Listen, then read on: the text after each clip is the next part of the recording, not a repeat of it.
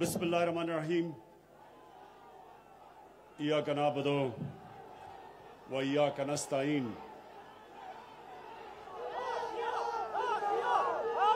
जनाब chief minister Pakhtunkhwa Mahmood Khan, मेरे वुज़रा, मेरे एमपीज और मैंगोरा के गयूर अवाम, मैं सबसे पहले इस शानदार इस्तकबाल का आपका शुक्रिया अदा करना चाहता हूं। बहुत बहुत शुक्रिया।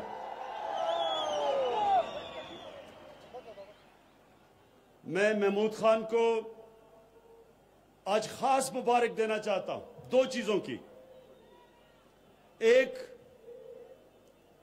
कि जो आज सुबह मुझे इन्होंने गबीन जब्बा का दौरा करवाया, जो एक नई टूरिज्म के लिए जगह बना रहे हैं। महमूद खान, मैं आपको इसलिए मुबारक देना चाहता हूं कि इंशाअल्लाह स्वाद बिल्कुल बदलने वाला है। एक एक्सप्रेसवे की वजह से, मोटरवे की वजह से, और दूसरे ये जो टूरिज्म के इलाके आप खोल रहे हैं यहां, और मैं अल्लाह से दुआ करता हूं इंशाअल्लाह उस किस्म की खुशहाली आ रही है जो कभी पहले स्वात में नहीं आई। टूरिज्म, मेरे नौजवानों एक बात सुन ले कि टूरिज्म एक ऐसा शोबा है जिसमें इतना ज्यादा पोटेंशियल है, यानी वो इतना तेजी से बढ़ सकता है।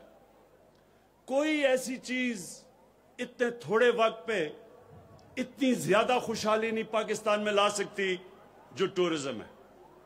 और टूरिज्म के लिए अब जो पख्तूनख्वा की हुकूमत ने जो मुझे नई जगह बताई हैं, तो एक तो पख्तूनख्वा और स्वाद के लिए बहुत अच्छा है, लेकिन दूसरा पाकिस्तान के लिए अच्छा है कि बाहर से पैसा आएगा।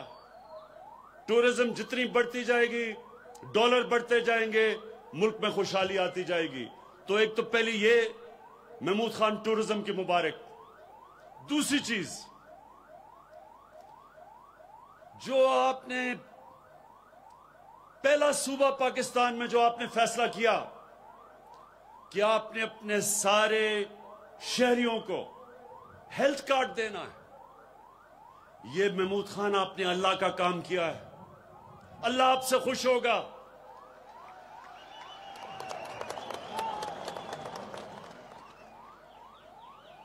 मेरे नौजवानों, एक प्राइम मिनिस्टर अपनी अवाम का बाप की तरह होता है, और बाप अपने बच्चों की तरबियत करता है। तो मैं आप सबको आज सबको एक चीज बताना चाहता हूं कि जब आप नमाज पढ़ते हैं तो आप अल्लाह से एक चीज मांगते हैं कि अल्लाह मुझे उनके रास्ते पे लगा जिनको तूने नेमतें बख्शी, उनके नहीं जो गलत रास्ते पे चले गए। नौजवानों, मेरी बात सुन लें। सारा वक्त आपकी जिंदगी में आपके सामने दो रास्ते आएंगे। एक रास्ता आपकी अजमत का रास्ता, जिसको अल्लाह ने नेमतें बख्शी, और दूसरा आपकी तबाही का रास्ता। जो अल्लाह ने सबसे ज्यादा नेमतें बख्शी, वो कौन सा इंसान था? वो आपके नबी सल्लल्लाहु अलैहि वसल्लम थे, अल्लाह के हबीब थे। और अल्लाह ने आपको कुरान में कहा है कि उनके रास्ते पे चलो, उनकी सुन्नत पे चलो। अल्लाह का हुक्म है कि उनकी सुन्नत पे चलो। तो उनकी सुन्नत, एक तो उनका किरदार था, दुनिया के सबसे अजीम लीडर थे वो। ना कभी ऐसा लीडर आ सकता है, ना कभी आएगा, ना कभी ऐसा अजीम इंसान आ सकता है, ना आएगा, ना पहले कभी आया है। और दूसरी उनकी सुन्नत मदीना की रियासत थी, और मदीना की रियासत में दो चीजें थी। सबसे पहले इंसानियत का निजाम था, और दूसरा कानून की बालादस्ती थी। कानून के सामने सब एक बराबर थे। और वो मदीना की रियासत की वजह से, उस मॉडल से मुसलमानों ने कई सदियों तक दुनिया की इमामत की।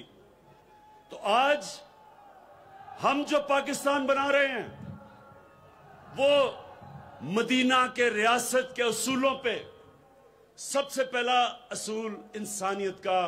और जो महमूद खान आपने फैसला किया कि सारे पख्तूनख्वा के लोगों को आप हेल्थ कार्ड देंगे, हेल्थ इंश्योरेंस देंगे, यानी 10 लाख रुपया एक खानदान के पास होगा। किसी भी अस्पताल में अपना इलाज करवाना चाहे 10 लाख रुपए तक करवा सकेगा। ये इतनी बड़ी नेमत है नौजवानों, ये इतनी बड़ी नेमत है। एक गरीब घर में बीमारी होती है और उस गरीब घर में पैसा नहीं होता इलाज करवाने का। सोचें उस घर पे क्या गुजरती है। वो बेचारे कर्जे लेते हैं, घर मकरूज हो जाता है, अपने करीबी बच्चों को मां बाप की इलाज करवाते करवाते घर कब कर्जों में चल जाता है। इसलिए इतनी बड़ी नेमत के एक घर में इत्मीनान होगा कि अगर कोई बीमार, मेरा बाप बीमार हो, मां हो, मेरे बच्चे हो, मेरे पास हेल्थ कार्ड होगा। किसी भी अस्पताल में, गवर्नमेंट का अस्पताल या प्राइवेट हॉस्पिटल, किसी भी अस्पताल में जाके मैं इलाज करवा सकूंगा। मुबारक देता हूं मैं आपको, महमूद खान और पख्तूनख्वा के लोगों को। और इसके साथ साथ इंशाअल्लाह जो और हम चीजें कर रहे हैं, जो नया पाकिस्तान हाउसिंग, ये पहली दफा पाकिस्तान में होगा कि गवर्नमेंट ऐसे घर बनाएगी कि गरीब आदमी किस्तों में घर खरीद सकता है। जो वो किराया देता है उस किराए की जगह वो किस्तें देगा और उसका अपना घर हो जाएगा। सबसे ज्यादा जरूरत एक इंसान को अपने घर की होती है, अपनी छत की होती है, और आम आदमी के पास पैसा नहीं होता कि अपना घर बना सके। इसलिए ये जो दूसरी चीज हम करने जा रहे हैं, ये भी इंशाल्लाह पाकिस्तान में पहली दफा होगी। देर हमें इसलिए लगी कि जो कानून था, एक फोरक्लोजर लॉ कानून था, वो अदालतों में 2 साल से था।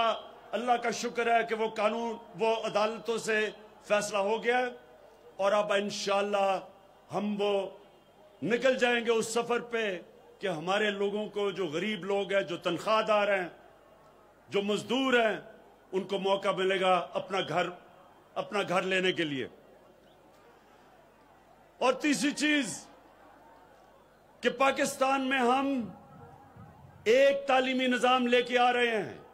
यह हमारी 73 साल की तारीख में पहली दफा होगा कि ये तबकाती निजाम, इंग्लिश मीडियम अमीर के लिए, उर्दू मीडियम और फिर दीनी मदरसे, इंशाअल्लाह जो एक तालीम का निजाम लेके आ रहे हैं, ये पहली दफा पाकिस्तान की तारीख में होगा।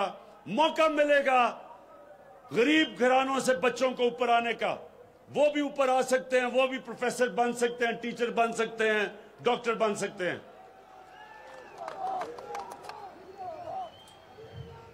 और इंशाअल्लाह जो चौथी चीज है, कानून पख्तूनख्वा में भी पास हो गया है और अब पंजाब में भी, कि जो केसेस अदालतों में लगते हैं वो 1 साल के अंदर वो केस का फैसला होना पड़ेगा। जो हमने नया सिविल प्रोसीजर एक्ट पास किया है, 1 साल से ज्यादा केस नहीं जाएगा।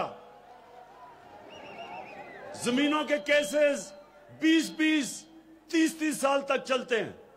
लेकिन पख्तूनख्वा में और पंजाब के अंदर जो कानून हमने पास कर दिया है, इंशाल्लाह 1 साल के अंदर अंदर केस खत्म होंगे, ताकि ये जो जमीनों के केसेस, सारी अदालतें भरी हुई हैं, जमीनों के केसेस खत्म नहीं होते। इंशाल्लाह ये एक बहुत बड़ी तब्दीली इंसाफ के निजाम में आएगी। और अब जो दूसरी चीज, मदीना की रियासत की बुनियाद 2 उसूलों पे थी। इंसानियत पे फलाई रियासत बनी थी, दुनिया की तारीख में पहली, जो इंशाल्लाह पाकिस्तान को हम बनाने चले हैं। और दूसरी कानून की बालादस्ती।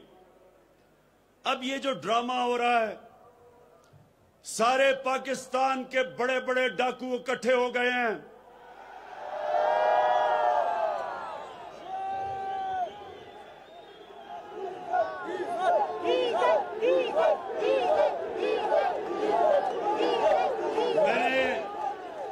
मैंने सारे पाकिस्तान के डाकुओं का नाम लिए, डीजल का नाम नहीं लिया। सब इकट्ठे हो गए हैं। अच्छा, अब ये चाह क्या रहे हैं? ये सुने, ये क्या चाह रहे हैं मेरे से? ये क्या चाह रहे हैं?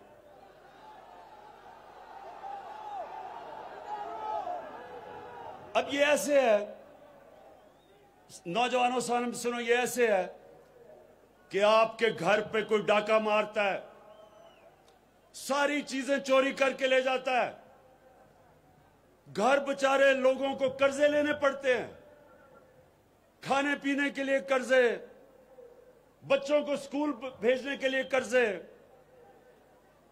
अस्पतालों के लिए इलाज के लिए कर्जे।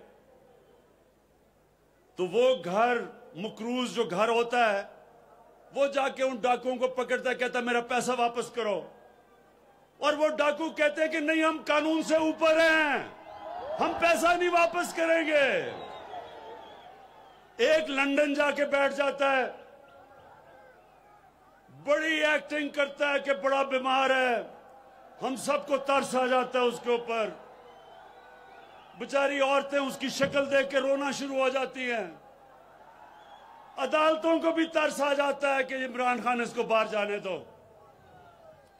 मैंने वैसे अदालतों को कहा, मैंने कहा कम से कम पैसे तो रख लो, 7 अरब रख लो बाहर जाने से पहले, क्योंकि ये पैसे का तो पुजारी है, पैसे की तो पूजा करता है ये। बहरहाल वो बाहर चला गया। पहले तो कोशिश की उसने कि किसी तरह एनआरओ मिल जाएगा, बड़ी कोशिश की उसने। उसकी बेटी भी यहां चुप, वो भी चुप, पूरी कोशिश की एनआरओ मिल जाएगा। लेकिन वो ये जानता है कि इमरान खान एनआरओ नहीं देने लगा।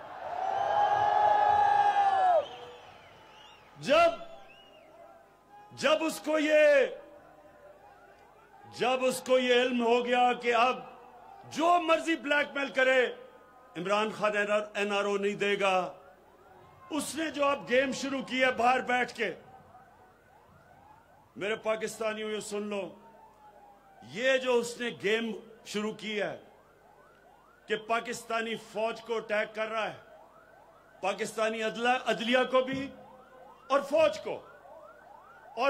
को क्या कह रहा है कि अपना आर्मी चीफ और आईएसआई चीफ को बदलो। यानी कि फौज को कह रहा है कि बगावत करो। अपना पैसा बचाने के लिए लंदन में बैठ के फौज को कह रहा है कि बगावत करो आर्मी चीफ के खिलाफ। इससे ज्यादा बड़ा मुल्क का दुश्मन कौन हो सकता है? यहां उसकी बेटी, वो भी वही बात कर रही है, लेकिन उसके बेटे यहां आके नहीं कर रहे, क्योंकि अगर बेटे करते तो वो जेलों में होना था। बेटी इसलिए कि यहां हम औरतों का एहतराम करते हैं, हमारे मुल्क में औरतों का एहतराम है। उसका फायदा उठाते हुए वो वो जबान इस्तेमाल कर रही है एक उस फौज के खिलाफ जो हर रोज अपनी कुर्बानियां दे रही है इस मुल्क के लिए, जिधर एक इंतहा पसंद, एक हमारा मुखालिफ हिंदुस्तान में जो प्राइम मिनिस्टर, एक इंतहा पसंद जो इस्लाम से भी मुसलमानों से नफरत करता है, जो कश्मीर में जुल्म कर रहा है, जिनका सिक्योरिटी एडवाइजर धमकियां दे रहा है पाकिस्तान को, जो दहशतगर्दी कर रहे हैं पाकिस्तान में, उस वक्त अपनी फौज के खिलाफ जो जुबान इस्तेमाल कर रही है, मैं आपको यकीन दिलाता हूं कि कोई और मुल्क होता आज उसको जेल में डालते, लेकिन यहां औरतों का हम एहतराम करते हैं, इसलिए वो उसको इजाजत है कि खुल के बात करे। लेकिन वो नवाज शरीफ गीदड़ों की तरह बाहर बैठ के बोल रहा है, बेटे भी बाहर भागे हुए हैं पैसा चोरी करके। मैं अपनी कौम को, आज सब अपनी कौम को यह बताना चाहता हूं कि मेरी कौम, मेरे पाकिस्तानियों, ये समझ जाएं कि ये पाकिस्तान में एक ऐसा फैसला कुन वक्त है जिधर वो बड़े बड़े डाकू जो 30 साल से मुल्क को लूट रहे थे और उनको कोई इस मुल्क का इंसाफ का निजाम नहीं पकड़ता था, जो दो मेजर पार्टियों के सरबराह जरदारी और नवाज शरीफ 30 साल से एक दूसरे को कह रहे थे, वो कहता था वो करप्ट है, वो कहता था वो करप्ट है। जरदारी को जेल नवाज शरीफ ने 2 दफा जेल में डाला, नवाज शरीफ के ऊपर केस जरदारी ने किए। आज दोनों इकट्ठे होके मेरे से एनआरओ मांग रहे हैं और ये पैगाम दे रहे हैं पाकिस्तान को कि ये कोई खास अल्लाह की मखलूक है जो कानून से ऊपर है। कानून की बालादस्ती का मतलब सब कानून के सामने एक बराबर है। ये कभी भी नबी सल्लल्लाहु अलैहि वसल्लम ने कहा था कि बड़ी कौम। खैबर पख्तूनख्वा में सेहत सहूलत कार्ड तकसीम करने की तकरीब, उसका इफ्तिताह किया। सवात में वज़ीर आज़म इमरान खान मौजूद अवामी इज्तिमा से खिताब कर रहे हैं। बेरोजगारी में चोरी करे लाखों की तो वो कितने साल जेल में रहता है, और जो लोग अरबों रुपए की चोरी करके मुल्क का पैसा बाहर ले जाएं, वो कहें कि हमें एनआरओ दे दो। क्या आप समझते हैं कि इसको एनआरओ देना चाहिए? नहीं, कोई ऐसे हैं जो समझते हैं कि उसको एनआरओ देना चाहिए। जिस दिन, नौजवानों ये सुन लो, जिस दिन मैंने अपनी कुर्सी बचाने के लिए इन डाकुओं को, जिस दिन मैंने एनआरओ दिया, मैं उस दिन अपनी मुल्क से सबसे बड़ी गद्दारी करूंगा। जनरल मुशर्रफ ने इस मुल्क को, इन दोनों को, शरीफ को और जरदारी को एनआरओ दे के सबसे बड़ा जुल्म किया पाकिस्तान से, क्योंकि जब वो एनआरओ दिया गया उसके बाद इन दोनों ने 10 सालों में पाकिस्तान का कर्जा 4 गुना ज्यादा बढ़ाया। 6,000 अरब से हमारा कर्जा 10 सालों में 30,000 अरब पे गया। 60 साल में हमारा कर्जा 6,000 अरब था। उस एनआरओ की वजह से हमारा कर्जा 30,000 अरब पे गया, जो आज हमें बोझ उठाना पड़ रहा है इनकी चोरी का। इसलिए पाकिस्तान के लोगों, ये समझ जाओ कि ये मुल्क तरक्की तब करेगा जब इस मुल्क में कानून की बालादस्ती होगी और पाकिस्तान एक फलाई रियासत बनेगा, जो कायदे आजम और इल्लामा इकबाल का ख्वाब था। और इंशाअल्लाह मेरा ये वादा है कि मैंने पूरी तरह अपना पूरा जोर लगाऊंगा अपना जोर लगा रहा हूं ये दो चीजों को करने के लिए, एक पाकिस्तान को फलाई रियासत बनाने के लिए और दूसरा पाकिस्तान के अंदर कानून की बालादस्ती कायम करने के लिए। मैं आखिर में आपका फिर से शुक्रिया अदा करता हूं। स्वात के लोगों, मलाकंड के लोगों, हमेशा आपने मेरी हौसला अफजाई की। आपका बहुत बहुत शुक्रिया। सवात में वज़ीर-ए-आज़म इमरान खान अवामी इज्तिमा से खिताब कर रहे थे। उनका यह कहना था कि किसी सूरत भी इंसाफ की फराहमी पर किसी किस्म का कोई कॉम्प्रोमाइज़ नहीं होगा। हमारे मुल्क में औरतों का एहतराम किया